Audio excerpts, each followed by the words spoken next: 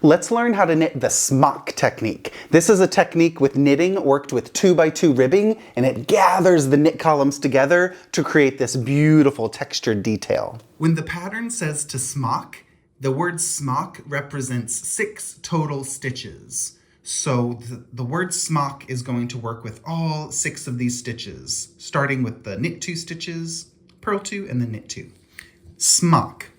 Insert the right needle between the 6th and 7th stitch. So go all the way after that knit stitch and insert from front to back between. Do you see that space between stitches 6 and 7? Wrap the yarn around and pull it through and make a tight stitch. Don't pull a really loose stitch through. Keep it very tight. Place that stitch onto the left needle and then knit 2 together, that recent loop and that next knit stitch. Knit those 2 together. And then knit 1, purl 2, knit 2. Everything I just did represents the word smock. So you're bringing that new loop through, you knitted it together with the next stitch, and then knit 1, purl 2, knit 2, all of that represents the word smock.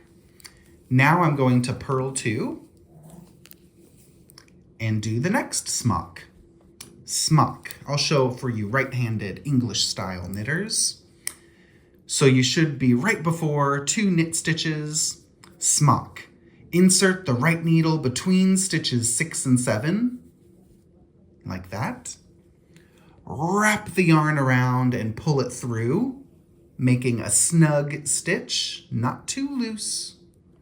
Place that stitch onto the left needle and knit 2 together, the new stitch and the next stitch. Knit 2 together. Knit 1, purl 2,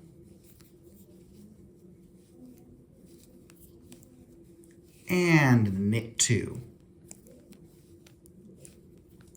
That represents smock. All 6 of those stitches worked is the smock technique. And then purl 2. So follow the instructions closely, and this is what it should look like. If you notice that the smock technique is a little too tight or a little too loose, then you can adjust your tension when you pull that new loop through. I like to make sure it's pretty tight so it really makes that cinch, that gather. And if you notice as you're knitting, if that stitch ever becomes really small or it looks a little sloppy, you can always pull on that new loop that's crossing over the stitches. You can just pull on it a little bit to kind of make it look a little bit nicer so it looks like a beautiful little belt stitch going across the ribbing. But just give it some practice. Don't fuss too much when you first do it. Just let the knitting do what it wants to do and then take a look later and go, what's happening? Is it a little tight? Is it a little loose? Ooh, maybe I want to pull on that little loop, that little belt to tidy it up. But this is what it looks like. It makes a beautiful gathered technique.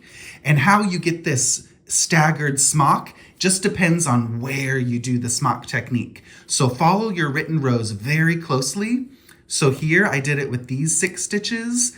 The next time I do a smock, I'm going to work my ribbing on the wrong side and then do a right side and wrong side. I'll do 3 plain rows with ribbing. And then every 4th row, I'm doing the smock.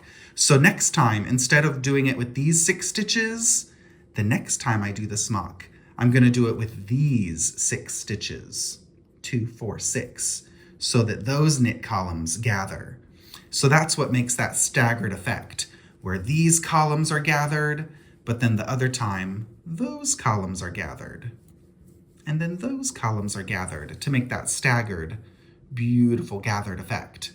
So enjoy the smock technique. It's really beautiful and creates a lovely 3-dimensional texture in your knitting. This is what the wrong side of the smock technique looks like. It's also really beautiful with those lovely little floats. So that's what the wrong side looks like. And here's the beautiful right side. Once you practice this smock technique, you can apply this to shawls or sweater patterns, or it would make a beautiful hat or mittens as well. So have some fun playing with that beautiful texture. And if you want to see some more tips and techniques, you can follow along here on YouTube with some more free videos. And there's some really fun Westknits workshops as well at westknits.com. So when you sign up for Westknits workshops, you can have those for as long as you want and watch and rewatch all those videos. You can learn how to knit brioche. There's a really fun Westknits tips and tricks workshop, and there's even a shawl shaping workshop on how to design your own shawls. So you can check all those out at westknits.com, and I hope to see you back for the next video.